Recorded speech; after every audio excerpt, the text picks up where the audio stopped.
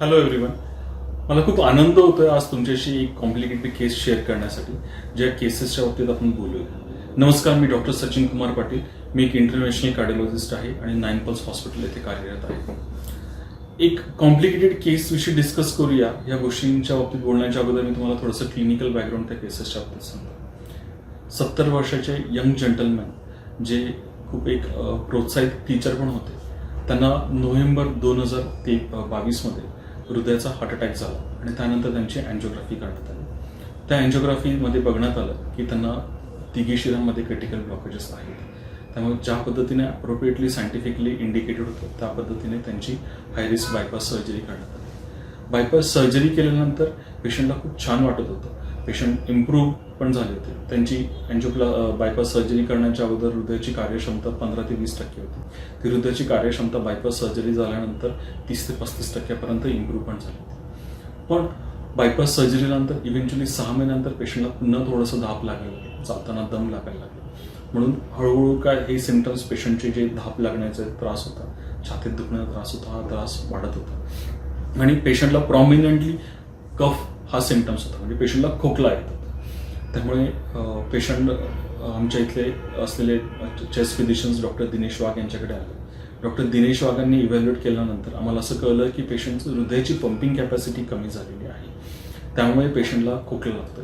त्याला आपण सायंटिफिक वर्डमध्ये कंजेस्टिव्ह कार्डियाक फेल्युअर म्हणतो. So we are also surprise की पेशंटची बायपास सर्जरी झाल्यानंतर पेशंटच्या हार्ट पंपिंग कॅपॅसिटी वाढल्यानंतर पेशंटची पुन्हा हार्ट पंपिंग कॅपॅसिटी कशी कमी झाली.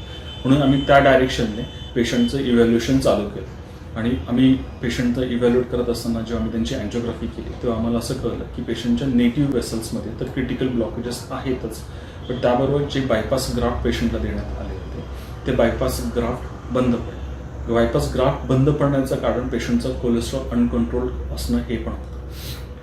मग आम्ही ठरवलं की आपण ह्या पेशंटची अँजिओप्लास्टी करावी लागणार, कारण की दुसरी बायपास सर्जरी विथ हार्टची पंपिंग कॅपॅसिटी 15% असताना खूप रिस्की असणार होती.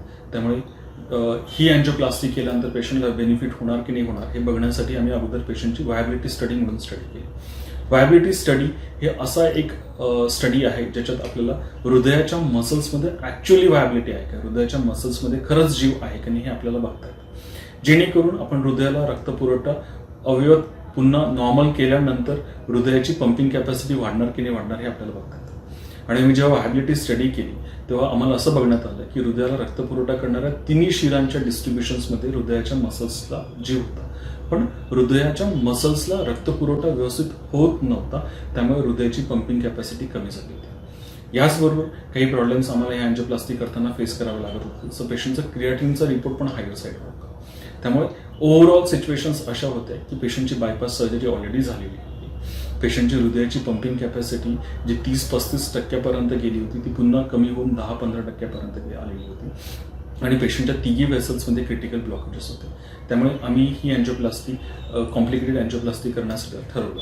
पेशंटला सगळ्या गोष्टी एक्सप्लेन केल्यानंतर व्हायबिलिटी स्टडीज केल्यानंतर आम्ही ही अँजिओप्लास्टी केली. या अँजिओप्लास्टी करत असताना आम्ही पर्टिक्युलरली राईट साइडेड अँजिओप्लास्टी सगळ्यात पहिली केली, जी सगळ्यात क्रिटिकल अँजिओप्लास्टी होती. राईट साईडची अँजिओप्लास्टी केल्यानंतर आम्ही 2 दिवस पेशंटला पुन्हा आयसीयूमध्ये ऑब्झर्व केलं. जो अँजिओप्लास्टी करत असताना डाय यूज करावा लागतो जेणेकरून क्रिएटिन वाढण्याच्या पॉसिबिलिटीज असतात. ते 2 दिवस आम्ही तो डाय वॉशआउट होऊ दिला आणि त्यानंतर आम्ही पेशंटची लेफ्ट साईडची म्हणजे एलईडीची आणि L6ची अँजिओप्लास्टी केली आणि पेशंट आम्ही 5व्या-6व्या दिवशी डिस्चार्ज केलं. पेशंटची हृदयाची पंपिंग कॅपॅसिटी आता 15%वरून 25% वाढलेली आहे आणि आम्ही खूप होपफुल आहोत की पेशंटची हृदयाची पंपिंग कॅपॅसिटी याच्या पुढेही वाढणार. या बाबतीत असलेले व्हिडिओज पण आम्ही आमच्या साईटवर शेअर करणार आहोत. थँक्यू.